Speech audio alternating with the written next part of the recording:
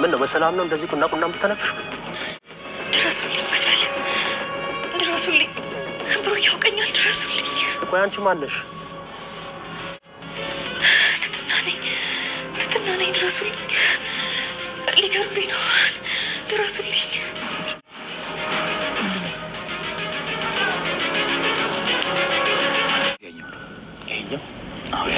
ጥቁሩ ጋር እንዳይጎዷቸው ደግ ሰዎች ሄደው ያድኗቸዋል። ቅድስት ምንም አላስነኩም። እህቴ በእናትሽ ደውይለት። ታውቆሻል እየተቅለሰለሽ እኮ ነው። ምንሽ ስራ ሰርተሽ የማይሳካልሽ ገንዘብ ብቻ የምታሳድጅ ለገንዘብ ብቻ ስትይ የምትኖሪ ስለሆንሽ ነው። ትዳርሽን ለገንዘብ ብለሽ የምታይሽ ስለሆንሽ ጭምር ነው። ቆይ ግን መቼ ነው እኔን መሳደብ አቁመ ከሰው እኩል የምታከብረኝ? ምናልባት ራስሽን የቻልሽ ቀን ነው። ሌላ ነገሩ አላውቅም። ሙጌ ግን ማለት የኃይለኝነትን ዛሬ አውጥተው ማየት ትፈልጋለህ?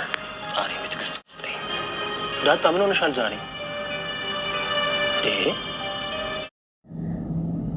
እነ ብሩክና መድብል ዛሬ በሚገርም ሁኔታ እንግዲህ ኃይለኛ ኦፕሬሽን ያደርጋሉ ማለት ነው። እንግዲህ ኦፕሬሽኑም ደግሞ በተሳካ ሁኔታ እንደሚጠናቀቅ ተስፋ እናደርጋለን።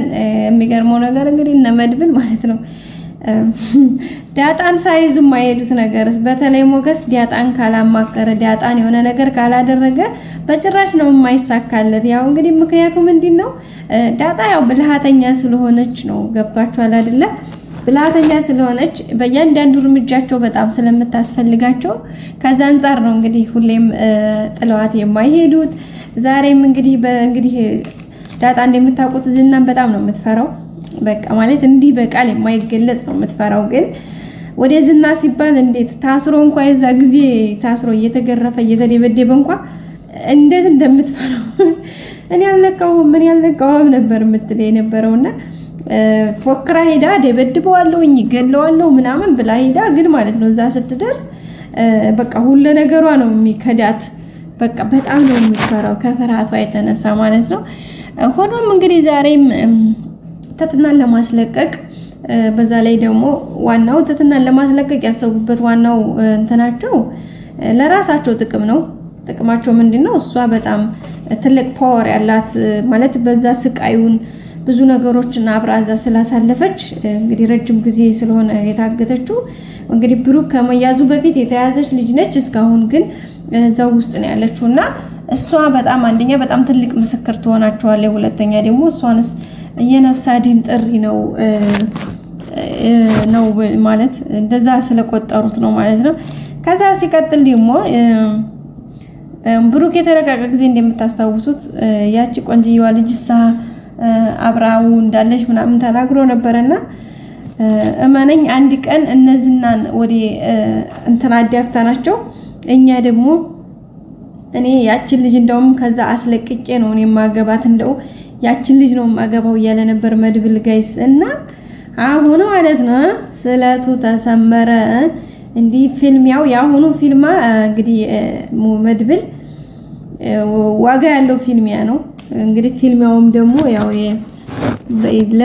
ለሚስትነት የሚያጫትን ችኳን ነው እንግዲህ ሊያስለቅቅ የሚሄደው ማለት ነው መድብል። ስለዚህ በሙሉ ሞራል ነው። ምክንያቱም ይሄንን ቃል ድሮ ተናግሮት ነበረ።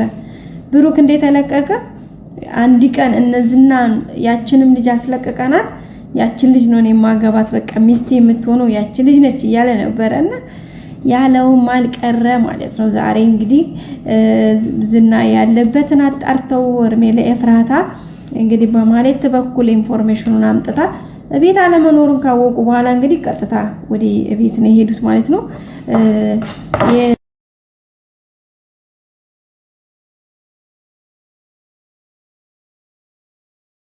ስልክ አስቀርታበት ስለነበረ ስልክ ስላላት አሁን እንግዲህ ለመድብል ደውላለታለች። መድብልም እንግዲህ ግርሞታል። በጣም ትልቅ ቫልዩ ነው በነገራችን ላይ ስልክ ማያዟ ስልክ ማግኘቷ በጣም ወሳኝ ነገር ነው። ምክንያቱም ያለችበትን እነሱ ጋር በመደዋወል እነሱ እንደውም እዛ ግቢ ድረስ መግባት ሳይጠበቅባቸው እሷ እንድትወጣ የተወሰነ ነገር በማገዝ ብቻ ይወጣሉ ማለት ነው። ቤተሰቦቻችን እንግዲህ እንደሚታወቀው ያው ዛሬ ለመጨረሻ ጊዜ እንትሯ እንደሆነ ያው ዝናየ ንግራት ነበረ እንግዲህ የሞቷን ሰዓታት እየጠበቀች ነበር። ቀን ሳይሆን ሰዓታት ነበር የቀራት። እንግዲህ ቀን ላይ እንግዲህ ኦልሬዲ ወደ ከምሳ ሰዓት አልፎ ነው አሁን ያለው ሰዓት። ግን እሷ ማታ ላይ እንደምትገደልና ኩላሊቷም ለሰዎች እንደሚያገለግል በቃ ሁሉን ነገር ነግሯታል ዝና። እሷ እንግዲህ ህይወቷን እንትን እያለች ነበር። ግን እሷ እስከዛ ሰዓት ድረስ አንደኛ ፈጣሪዋን አምና፣ ሁለተኛ ደግሞ በቃ በምትችለውን ነገር ሞክራ እንደምትወጣ ተስፋ ነበራት።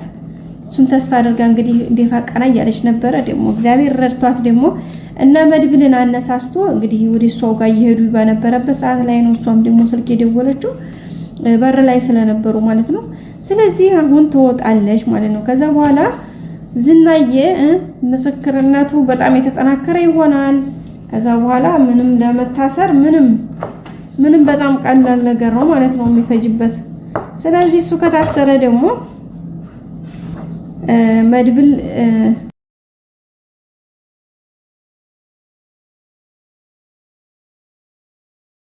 እንትና ፈልጋው ነበር ኤፍራታ ጉዳይ አልሆነም። ምክንያቱም ከሃዲ ነች።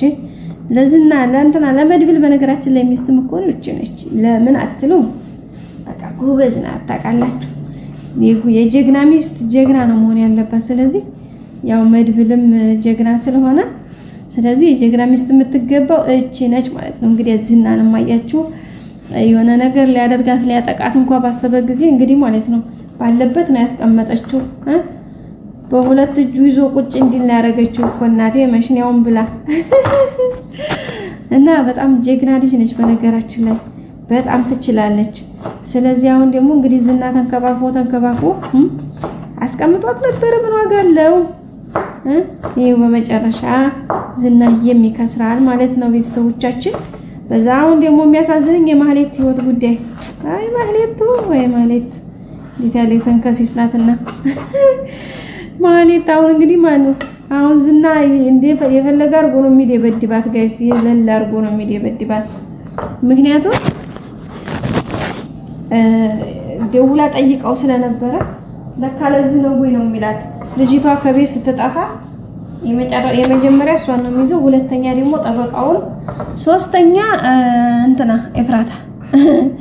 ምክንያቱም ማህሌት ስለምትናገር ኤፍራታ ናት እንደዚህ ያለችኝ ብላ ስለምትናገር ማለት ነው። ስለዚህ ሶስተኛ ኤፍራታ። ከዛ በኋላ ተትገረፍ ተዋረዋለ። እነሱ በሳቸውን ይበላሉ።